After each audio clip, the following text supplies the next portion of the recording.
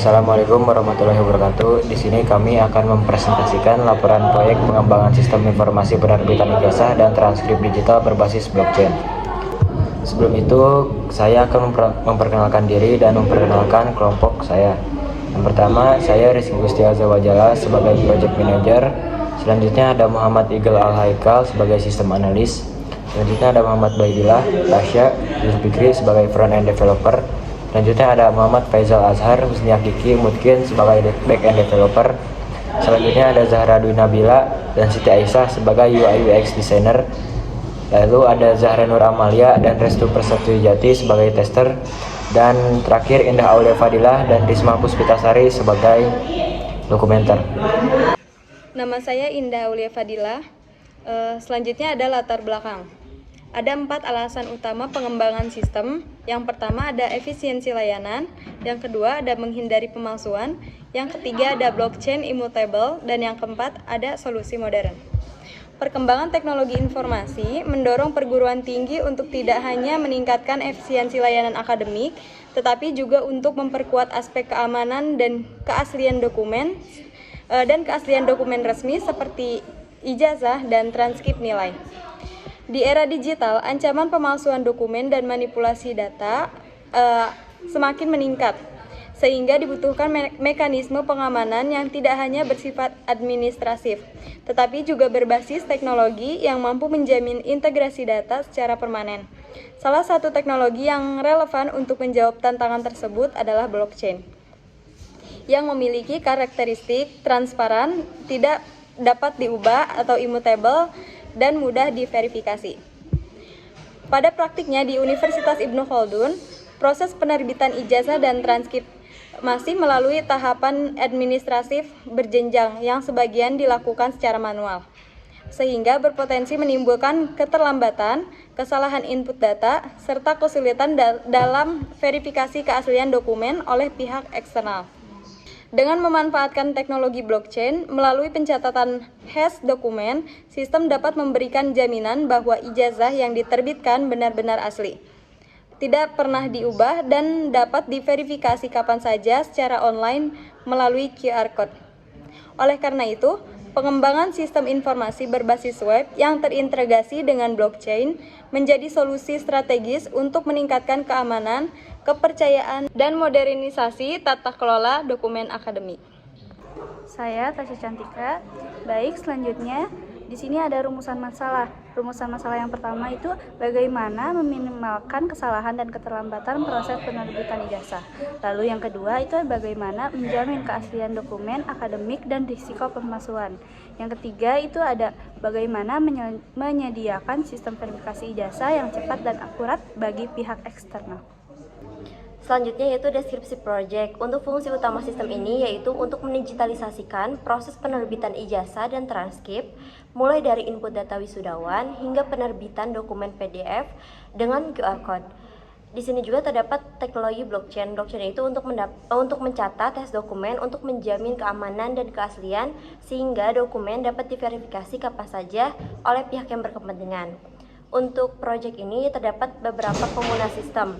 Penggunanya itu ada admin, operator, terus juga ada staf akademik yang meliputi TU fakultas dan juga TU universitas. Kemudian terdapat pimpinan. Pimpinan ini terdiri dari wadek, dekan, warek, dan juga rektor, serta ada pihak eksternal.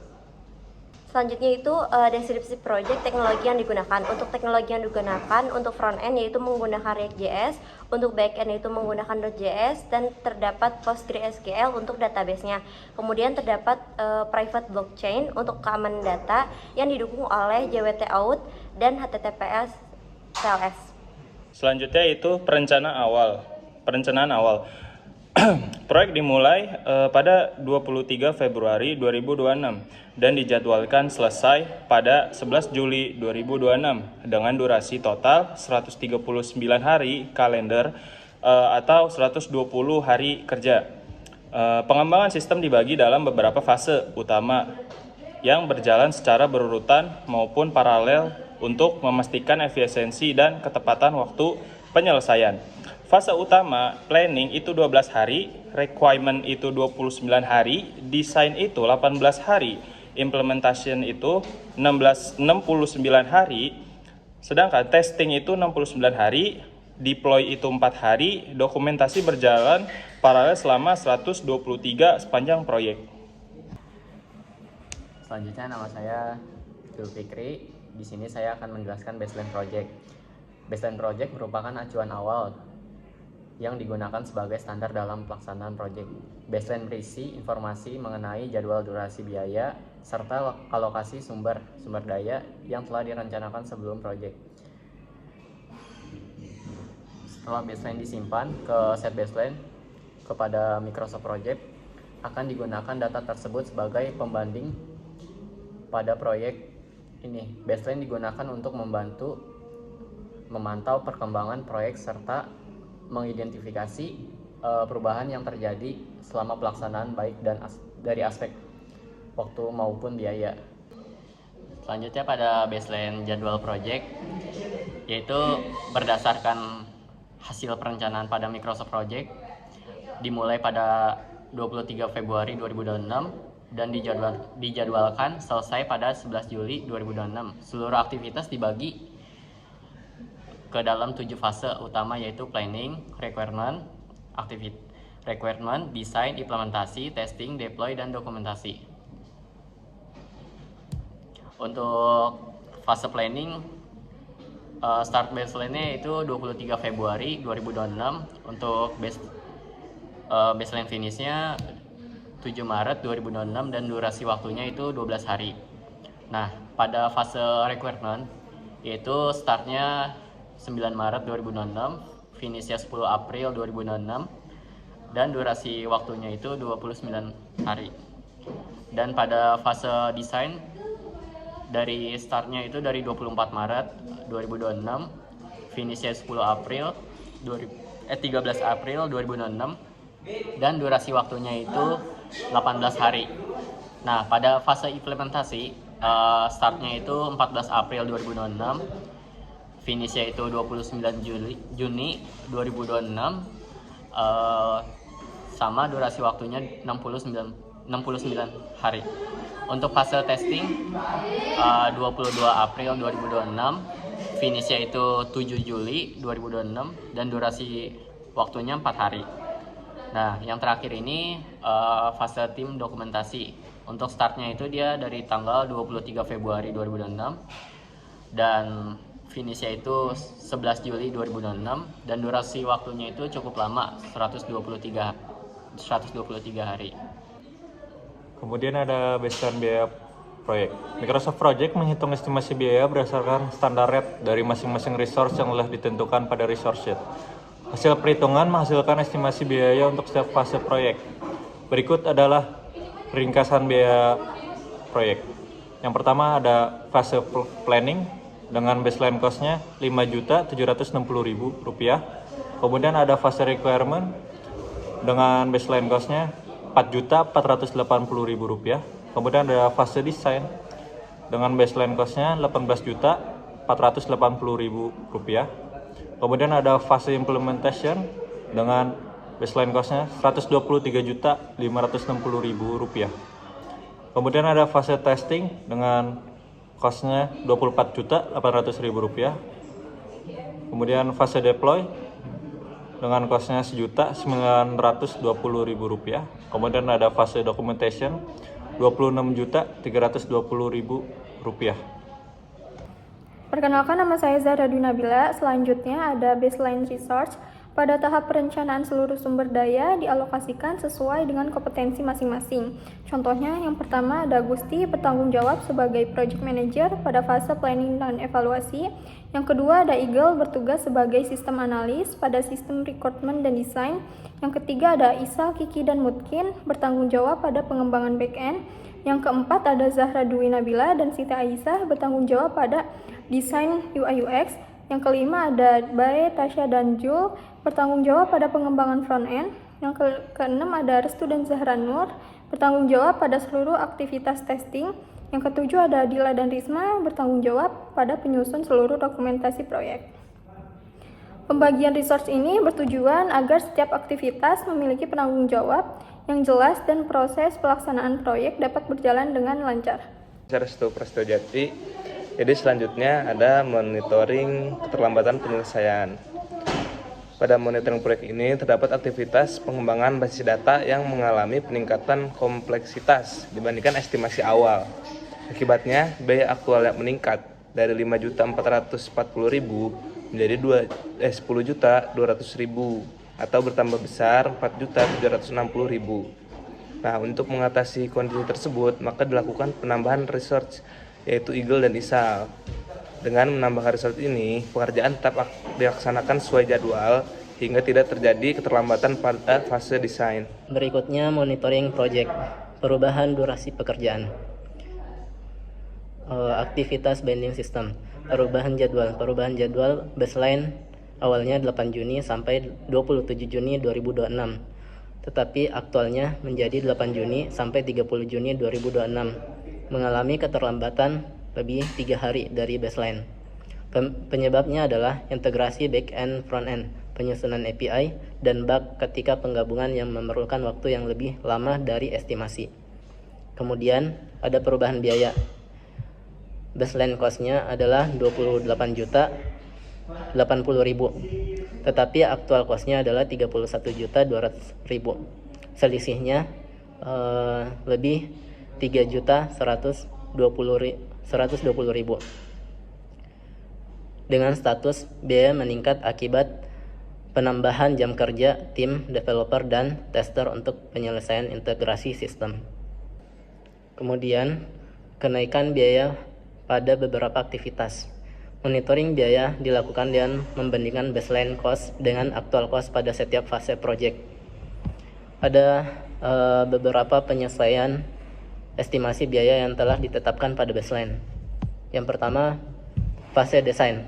Fase desain mengalami kenaikan biaya dari 18.480.000 menjadi 23.240.000, sehingga terjadi peningkatan biaya sebesar 4.760.000. Kemudian ada fase implementasi. Fase implementasi mengalami peningkatan biaya dari 123.560.000 menjadi 126.680.000 atau bertambah sebesar 3.120.000. Kemudian ada di fase documentation. Fase documentation mengalami kenaikan biaya dari 26.320.000 menjadi 26.560.000, sehingga terjadi peningkatan biaya sebesar 240.000. Baik, sekarang tahap analisis jadwal proyek. Perbandingan jadwal baseline versus aktual. Sebagian besar aktivitas dapat diselesaikan sesuai dengan jadwal yang telah direncanakan. Kesesuaian antara baseline start, baseline finish, actual start, dan actual finish terlihat pada sebagian besar aktivitas. Keterlambatan yaitu binding system atau phase implementation. Penyebab integrasi back-end front-end membutuhkan waktu lebih lama, perbaikan bug, dan penyesuaian API. Kedua, durasi keterlambatan yaitu 3 hari.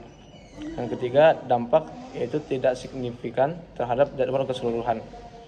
Kesimpulannya, perencanaan proyek cukup baik dalam mengakomodasi perubahan selama pelaksanaan.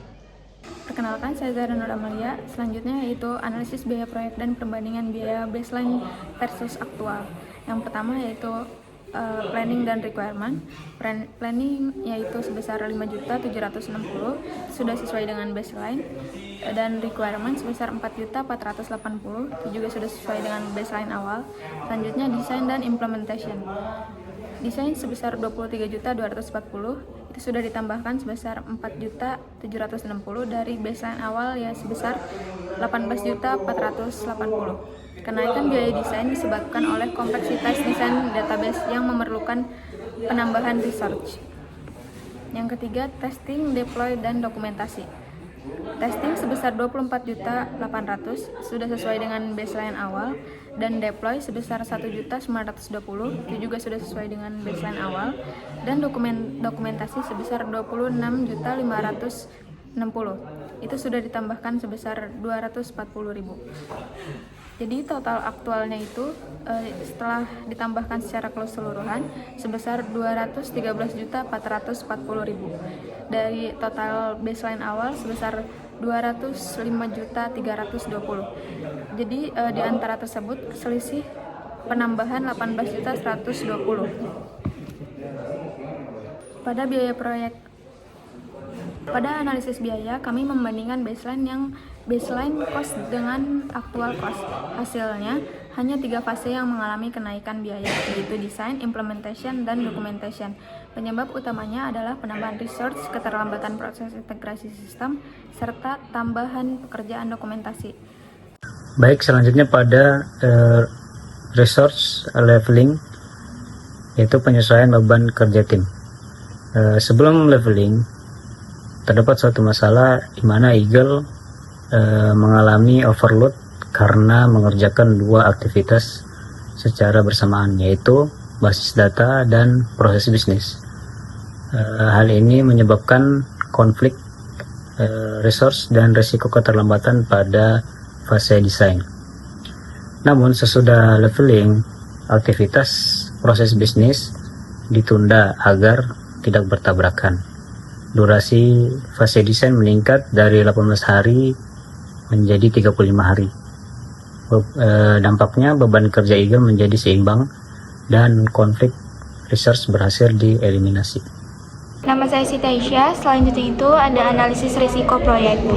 Yang pertama itu resikonya itu ketidakhadiran anggota tim. Dampaknya itu aktivitas yang menjadi tanggung jawab anggota tim tersebut dapat tertunda sehingga mempengaruhi jadwal proyek. Lalu strateginya itu menyiapkan anggota tim cadangan dan mendokumentasikan pekerjaan agar dapat dilanjutkan oleh anggota lain. Lalu selanjutnya itu ada risiko perubahan kebutuhan pengguna. Dampaknya itu menyebabkan perubahan desain, menambahkan pekerjaan, biaya, dan durasi proyek. Lalu strateginya itu melakukan validasi kebutuhan di awal proyek serta menerapkan prosedur persetujuan terhadap setiap perubahan. Lalu selanjutnya itu ada risiko gangguan pada server atau jaringan. Dampaknya itu menghambat proses pengembangan, pengujian, dan development karena sistem tidak dapat diakses secara optimal. Strateginya itu menyediakan server cadangan, melakukan backup data secara berkala, dan memastikan koneksi jaringan yang stabil. Lalu selanjutnya itu keterlambatan testing. Dampaknya itu development tertunda karena aplikasi belum dinyatakan layak digunakan. Strateginya itu menyusun jadwal pengujian yang realistis, melakukan pengujian bertahap, dan segera memperbaiki bug yang ditemukan. Lalu selanjutnya itu ada bug krisis sistem. Dampaknya itu fungsi utama aplikasi tidak berjalan sehingga aplikasi belum dapat dirilis kepada pengguna. Strateginya itu melakukan code review, unit testing, integration testing, dan sistem testing sebelum user dan development. Lalu selanjutnya itu kurangnya komunikasi antar anggota tim. Dampaknya itu terjadi miskomunikasi, duplikasi pekerjaan, atau kesalahan implementasi. Strateginya itu mengadakan rapat koordinasi secara rutin, menggunakan aplikasi manajemen proyek, dan mendokumentasi di setiap hasil diskusi. Lalu selanjutnya itu kegagalan integrasi model sistem. Dampaknya itu proses penggabungan model back-end, front-end, dan database gagal sehingga implementasi menjadi tertunda. Strateginya itu melakukan integrasi secara bertahap serta menguji setiap modul sebelum digabungkan dengan modul lainnya. Lalu yang terakhir itu ada keterlambatan penyelesaian pekerjaan. Dampaknya itu jadwal proyek bergeser sehingga dapat meningkatkan biaya proyek dan menunda menyelesaikan keseluruhan. Strateginya itu memantau progres proyek secara berkala, mengoptimalkan alokasi resource, dan melakukan penyesuaian jadwal apabila diperlukan. Selanjutnya ada status dan hasil akhir proyek. Proyek pengembangan sistem informasi penerbitan ijazah dan transkrip digital berbasis blockchain dinyatakan selesai pada 16 Juli 2026. Melebihi baseline selama 5 hari kalender. Keterlambatan ini disebabkan oleh penyesuaian integrasi modul dan proses resource leveling yang dilakukan untuk menjaga kualitas hasil akhir sistem. Seluruh deliverable proyek telah diselesaikan 100%. Sesuai ruang lingkup yang ditetapkan, perubahan jadwal dan biaya aktual tetap terkendali. Tidak ada pekerjaan yang tersisa dan tidak terdapat biaya tambahan di luar yang telah disetujui. Total biaya aktual yaitu Rp213.440.000 dari baseline Rp205.320.000. Sekian dari tim kelompok kami. Terima kasih. Wassalamualaikum warahmatullahi wabarakatuh.